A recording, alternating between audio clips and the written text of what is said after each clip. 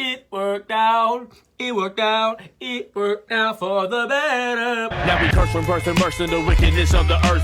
Hating God, we are corner, the one amid all it hurts. What up, what up, what up? It's your boy Regenerate back at it again, doing another album review. The album today is by Kenneth Townsell and Isaac Wheadon. Those are the artists. The name of the album is Seems Like Forever 2. This album was really dope. It was really enjoyable to listen to. It's only 9 tracks, and it flies by, which I'd say is a good thing. It's one of those albums that finishes and, oh wait, that's it? You wanted more. It was good. I like that the album was as chill as it was. I think in this guy's, and Kenneth Townsell's announcement of this album, I think he posted it on Instagram. At least that's where I saw it.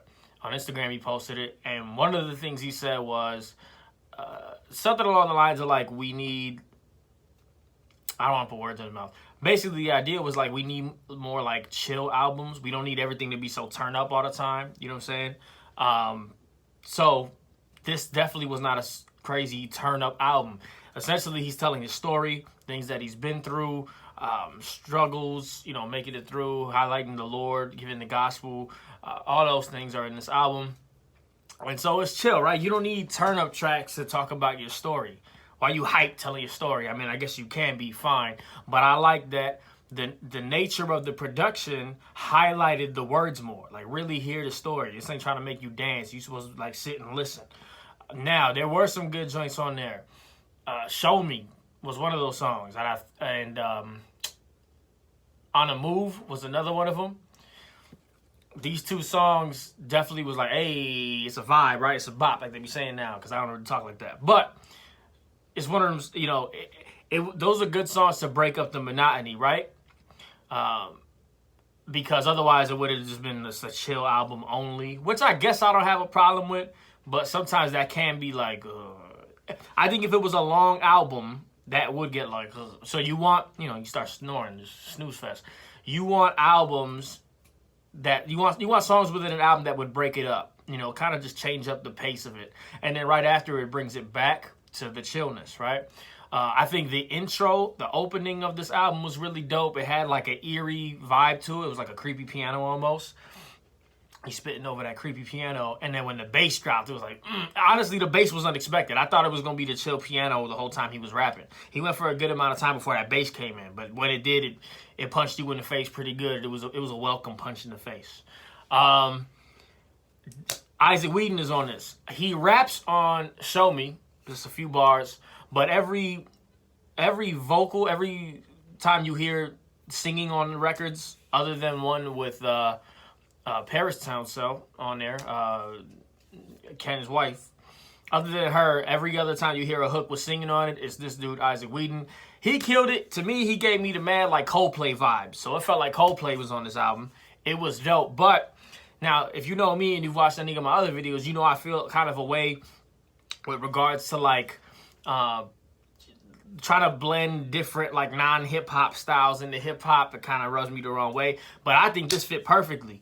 I think the way Isaac Wheadon was singing on this was, it complemented the records really well. It was really chill singing. It wasn't over the top,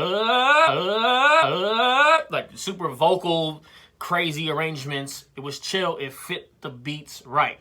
It fit that chill vibe. And yet he really was singing. He had the one joint on there. It worked out. It worked out. It worked out for the better. Right? He was feeling that. I was like, woo, that joint was catchy. He did his thing on this with regards to the singing, and because his name is on the album, I'm assuming he produced all of these records. Killed it. I think it's rare that you see this in hip hop, but there was just synchronization, I think, with the artist and the producer. If he with the beats, he captured the sound of Kenneth Townsell. Like, he did that well. It just meshed perfectly. He like, it was almost like he studied this man and then made beats according to how he knows this dude raps. And again, they're working together. I'm sure they've known each other probably for a while now. But he just captured his sound perfectly. It was great. It was really good music. Now, I can't say I've listened to a lot of Kenneth Townsell music.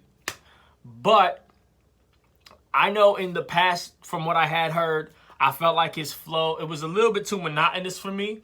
The way he rhymed was kind of just real chill and kind of the same type of flow. I think he did a lot of flow switches on this.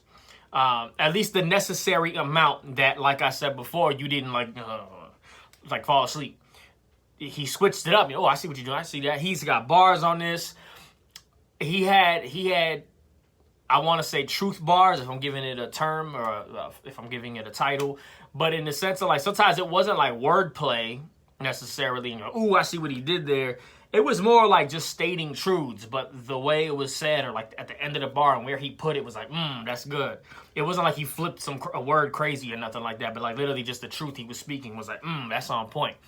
One of the songs that also stood out to me was Beautiful, which I thought it was really chill. Ken Townsell is singing on this one.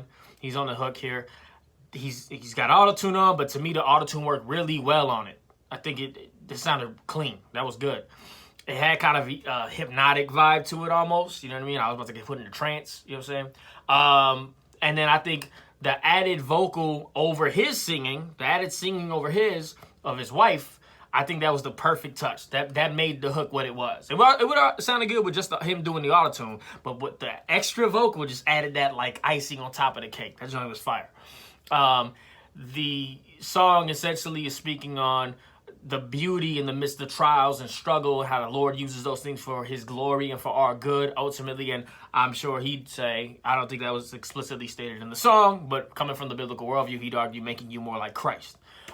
God is using your trials for good. Good stuff on that. Again, for the better. I kind of acknowledged it before, but that was another standout song to me. He killed the hook. He killed the hook. And I think the hook was really good, and it really worked on this song because the way that hook sounded, the way he sung it, it was I felt like stark contrast to the way the verses sounded with the rapping. And sometimes someone will do that and it just sounds off. It's like, this don't mix at all. This makes no sense. That's not the case with this song. In this song, it really worked well. That contrast, it made the hook boom the way it did. It really stood out. And it worked, again, in perfect synchronization with the way the song already sounded. It was different in that you didn't expect when you were hearing the first verse that the hook would sound like that. But when you heard it, it made it pop more because of how the rest of the song sounded. I was really impressed with that song.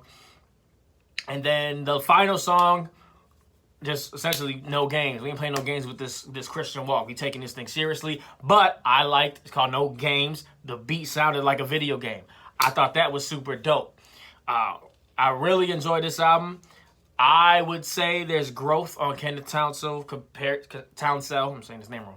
Compared to what I've heard of him in the past versus this. I really like this. This was done really well in that you want to keep listening. He's doing a good job of telling stories on this. His flow just keeps you locked in to hear what he's gonna say next. I really enjoyed it. I think I wanna talk about the length of the album. I think the fact that it's only 9 songs and I don't know that any song was over 2 minutes. Maybe I'm exaggerating. Probably 3 at the most if there was anything longer than 2. But I think this works. I think it works for replay value. You can throw a song like this on replay and get a lot of listens in until you're like, all right, I'm tired of it. Because it's so short. Now, I think if these songs were 3-4 minutes each, it might have been like, all right, man, this is too long. Because sometimes an album can be that way, where like every song is good, but they're so long, you're getting tired of the album. Okay, fine, I get it. This had enough switch-ups in production. I think they did the track listing really well. Where they placed each song, I think was done right. To break up, like I said earlier, the monotony and things like that. So song placement, I think, was big on how this flows together so smoothly. And yeah, that shortness really did a thing of like, man, I could keep listening to this. I think another thing too is, as far as the production goes, very simplistic production. Now, I don't say that. I hope that's not an insult to the producer. I don't mean that insultingly. I mean it in a good way. I don't think there was too many sounds on it, right? it had trap beats, but even the trap wasn't like, hey, right? It wasn't like hype turn up, right? It wasn't like hype trap. It fit, again, well with the rest of the vibe of the album of talking slowly, right? The storytelling, listen to what I'm saying. The highlight of the song is my vocals, what I am rapping, not necessarily the beat. So I think having more simple production highlighted what was being said more, and it worked incredible for this album. I really enjoyed it. I'm definitely going to have this album on repeat, and you should have it on repeat too. So much more to say, so little time. If you enjoyed this video, like, share, subscribe. And as always, until next time, go listen to Christian hip hop.